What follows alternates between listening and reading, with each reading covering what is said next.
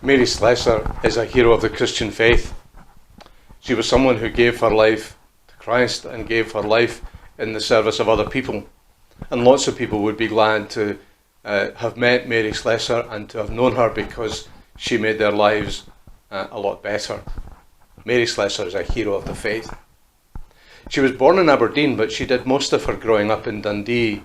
Her family wasn't wealthy, her dad was an alcoholic, and Mary spent half her time working in the mill, half of her time at school, gaining an education. At the age of 12, she became a Christian under the influence of an old lady who would gather a group of fairly wild children together in her little house and tell them the Bible stories, tell them stories of Jesus. And it was under the influence of this woman and these stories that Mary came to Christian faith and spent some of her time, at least after that, trying to pass on these stories to other children that she met around the streets. She spent the next 15 years working in the mill as a weaver, but began to sense a call to missionary work. And in 1876 she left Dundee to go to Calabar in Nigeria, where she was to spend the rest of her life working as a missionary. And one of the local newspapers in Dundee, after she died, described how this Dundee factory girl had become part of the consular arm of the British Empire in this outpost of Nigeria.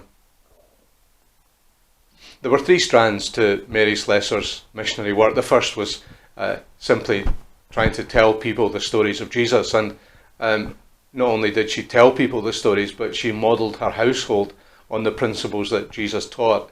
And so many young Nigerians coming through her household fell under the influence of these Christian principles and became Christians themselves, changing their lives. On top of that, she dealt with some fairly tough issues around about that part of Nigeria in the end of the 19th century.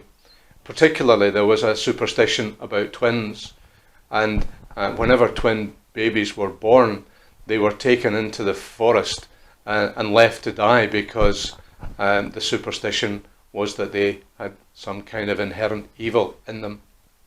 And Mary Slessor rescued so many sets of twins from the forest and gave them life and looked after them and had other people look after them, as well as trying to change the attitudes of the people away from these superstitions.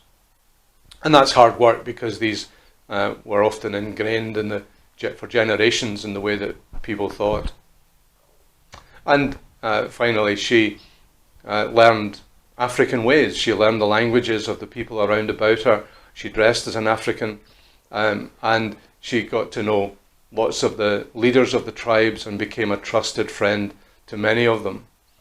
And so she became a mediator for people when there were disputes, when things went wrong. She was the one who was the trusted friend and to whom they turned for help when that was needed. And that led to her being appointed by the British Empire as part of their consular service there, and became an agent for the British Empire in that part of Nigeria. An honour indeed, and indeed the first woman to hold a post like that anywhere in the British Empire. In her Bible, there was a note against one Bible verse that said, "Gospel call universal."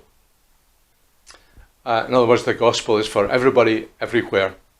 And it was that kind of driving force that shaped Mary Slessor's life and her missionary work, that she would share the good news of Jesus with people that she met wherever she went. And lots of people were glad to have met Mary Slessor. Mary Slessor is indeed a hero of the Christian faith.